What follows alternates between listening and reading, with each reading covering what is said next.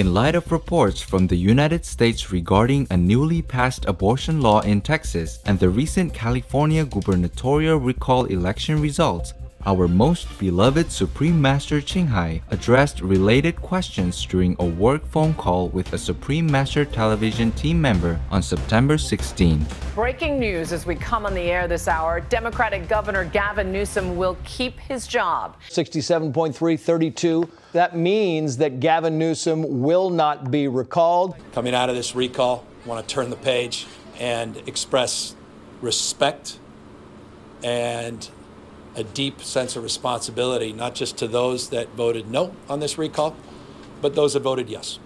They matter. I care. And I want them to know I'm going to do my best to have their backs as well. Tonight, I'm humbled, grateful, but resolved in the spirit of my political hero, Robert Kennedy, to make more gentle the life of this world. Master, Governor Newsom survived the California recall with a clear majority.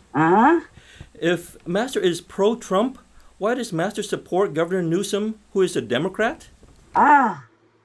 Do you expect that I am a Republican somewhat? Well, if you're pro-Trump, he's a Republican, Master. Okay.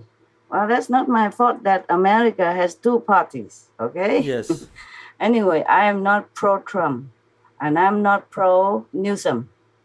I am pro-fairness. I'm pro-Americans. I'm pro-world citizens. Yes. Anyone who is good for Americans, then he is a good American government worker, okay? Understand. So Trump was excellent for Americans. So I supported that. Yes. I support anything that's good for Americans through any leader or persons. So I told you in some conference a long time ago that Governor Newsom, he's a very good person. Yes? Yes. Well, of course he has maybe some of his, misjudgment because of another system.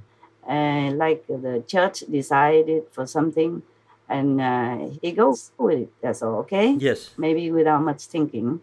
But overall, he's a very good governor for your state. I'm not pro-Democrat, I'm not pro-Republican, I'm pro-nobody. Understand. Only the one who is good for his country, his people, his world. Okay, his world is my world too, you see? Yes, yes. Mm-hmm. And his state is my state too. His country is also my country. Because whatever affects one state affects the whole country. Whatever affects the country affects the whole world. You see that? Yes, definitely. Yeah, I'm not here for any political motivation, agenda, nada, nothing.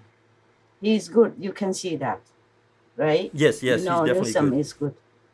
As good as it gets in this world. Understand. What it means is that his heart is good.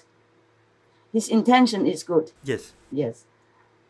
So if you cannot find a better person, which I doubt for this moment, to replace Newsom, then better to keep him. Yes, yes, definitely. He's the best now for Yes. California.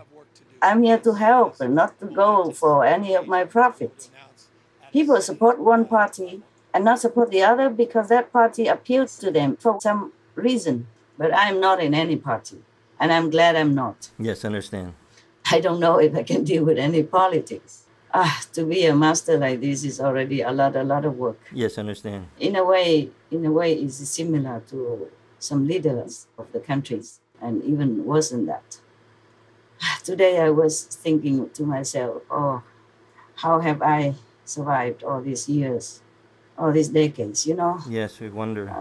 Dodging bullets and running from knives and even having to endure body search in the airport, you know. Wow. All the time, whenever I'm out of the country, any country, I was thinking, oh my God, I don't think I can do that again. Yes. You know, I mean, avoiding gunpoint is something and avoiding bullets is another thing. And moving houses for security also. And running from one place after another just to keep myself safe so that I can continue my work. Yes, I don't know how you do it, Master. And all this defamation as well. What the psychological and mental stress sometimes is really, yeah, that you don't know. It's true, you don't know. I also don't know how I've done all that all these years. Other politicians or leaders, they have it better because they have bodyguards, you know? Yes. They have airplanes ready anytime for them. Or at least they have people who are supporting them, yeah? For me, it's different. Okay, never mind. I'm not for any political agenda or any personal gain. That's why I just support whoever is good for the country and for the world. Because that is in my heart, that everyone should be satisfied in their country, in the world, and have peace, prosperity, happiness. You see what I'm saying? Yes. Therefore, I support anyone who does that. Now you understand why I'm pro-Trump, but I support Mr. Newsom. In my speech only, there's not much I can do. Yes. But at least I explained it so people who hesitate to vote for Newsom, they would understand why they vote for him. And they can rethink whether or not they should continue voting for him. Yes. Because it's not fair for a good person to be persecuted and defamed for any reason. Because nobody else would be better for their state, okay, or for their country. Therefore, I have to help whatever way I can. You know, in my humble way, in my weak, not powerful position way. Yeah, and risky way even. Yes. Yeah, because if you support one party or one person, you risk offending the rest. Oh, yes, definitely. The others, and that is not a good position to be in, especially when you gain nothing. What for you talk, right? Yes. So you can see I'm just truly unconditional and fair, that's all. Yes.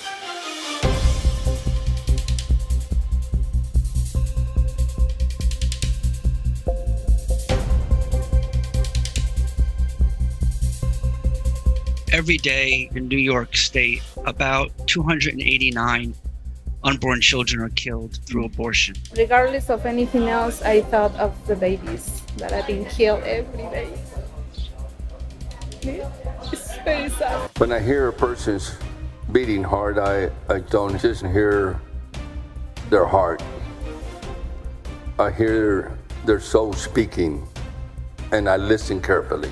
Our Creator endowed us with the right to life, and yet millions of children lose their right to life every year. I'm about to sign the bill that ensures that the life of every unborn child who has a heartbeat will be saved from the ravages of abortion.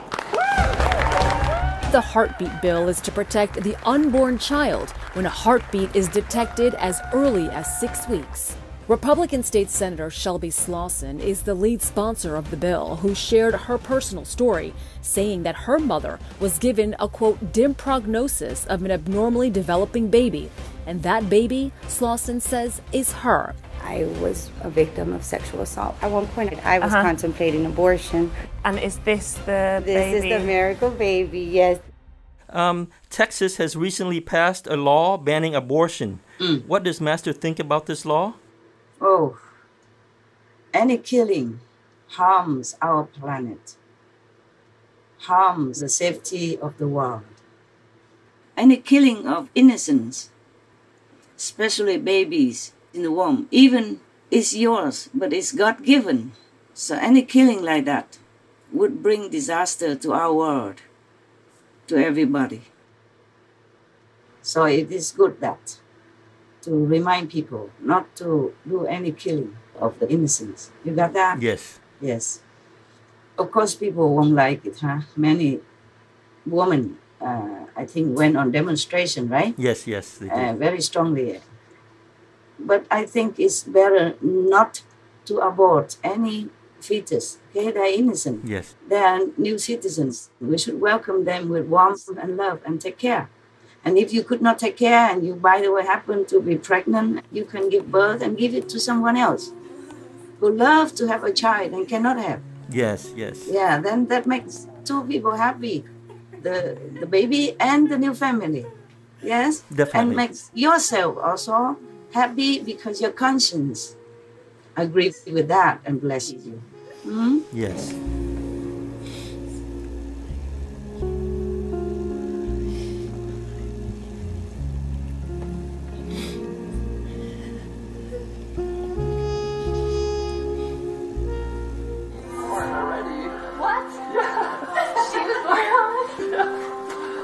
It's a girl? I'm sorry. Yeah, can you tell me anything else? 7 pounds 9 ounces. She was born in Raleigh, and they're transporting her to Charlotte on Friday. And she's already revoked her rights. She's ready. Oh my gosh. You guys are parents. Yes. Oh my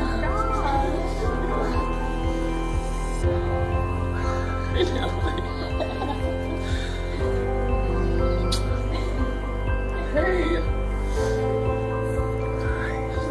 I'm your dad.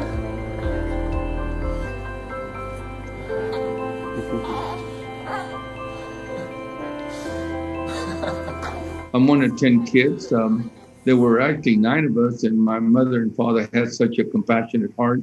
They adopted a 4-month-old baby girl that was dying. And she's my sister now. She's 67 years old today. And we love her dearly. So we were shown to and taught to be good neighbors and caring persons that we ought to be in this, and respect humanity. The woman nowadays, if they get themselves pregnant, that is a very unthinkable thing. There are many things to prevent it. If you don't have a stable relationship, I mean, if you're not in a marriage, then it's better you be careful, okay? If you don't want children, you have preventive medicine.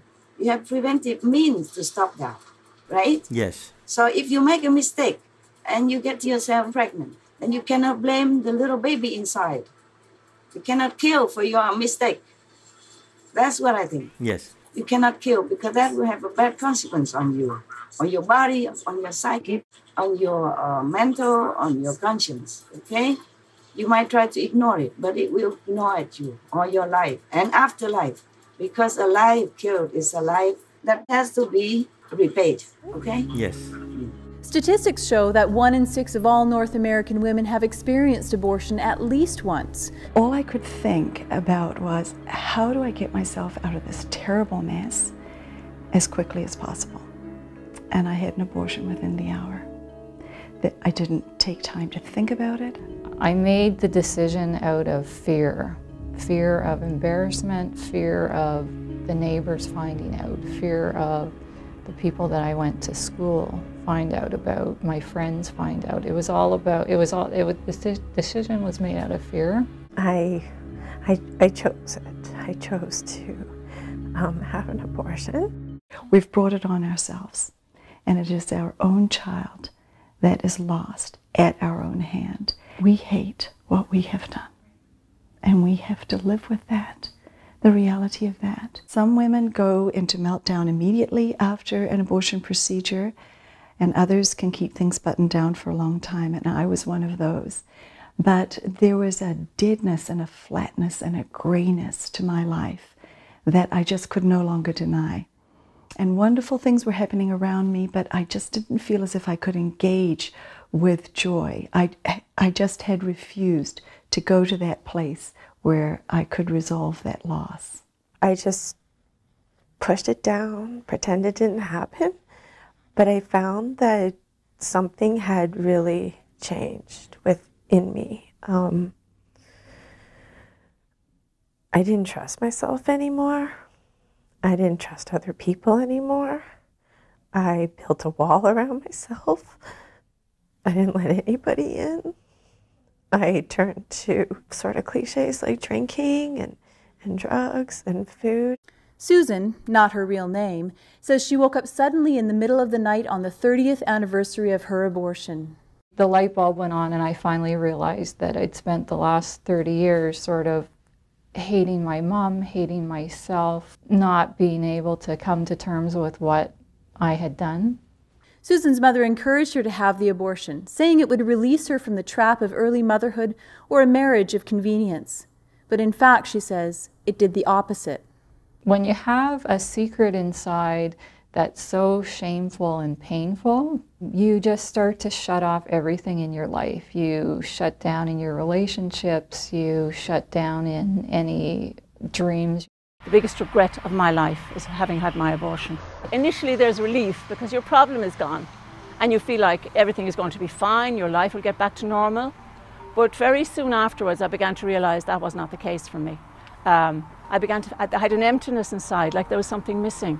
I had terrible grief, terrible guilt, terrible shame. It's very shaming, and of course it's also very isolating. I suppose my right to choose took away the right to live for my child. How come that we can define when somebody's heart is stopped, that they're dead, and yet when their heart starts beating, we cannot say there's a life there? My baby was alive. My baby's little heart was beating under my heart at 21 days. And I wish that I had realized and known that somebody had sat with me and encouraged me to give life to my child. There are so many families out there who can't have babies of their own, who would just love to adopt a child. So that's my humble opinion. It's not my humble opinion, my outright opinion, okay? Yes, yes. I'm also against abortion because you don't have to do that. Unless the doctor advises you for some reason, for some good reason, for the child's sake, yeah? Or sometimes the child and the mother's sake. Yes. But there are many cures nowadays. Everything is doable. You don't have to get pregnant and then kill to cover it. You cannot be that selfish and cruel to your own blood and flesh. Even tigers, lions, they don't eat their own babies. You know that? Yes, Master. That's what we say in Vietnam. So if you kill your child, I'm not sure what else you're capable of. I'm not sure how much you killed your love until this extent in order to bring a termination to an innocent life within your body. It's supposed to be your precious baby, your own flesh, your own blood. Yes, Master. You cannot have pleasure and then kill to cover up. Okay, huh? Yes. All right, no matter what. Many proponents of the abortion laws say that one of the arguments is in the case of rape. How does that play into it, Master? Oh, I see. Well, it's the same case. There is a child in your body, and you have to protect it. And if you don't want to have that child, you can give birth to it, and I told you already, give it away. Yes. Many people would love to have a baby, to cuddle, to love, to take care until that baby grows up into a useful citizen of the world and to himself or herself. Yeah, I think the government should make adoption an easier law, okay? Yes. Of course, checking the background of the parents and the motive and all that, of course. But adoption should be made easier, more available.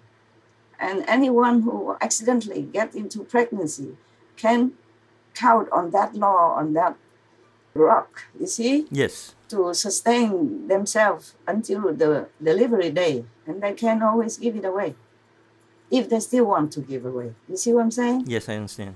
And for the adoption, I think all the hospitals, at least the hospitals that have maternity service, for delivering babies, they have to have the list of all the people who are childless and good and want to have adoption for the newborn babies. And they can, right away do it right there.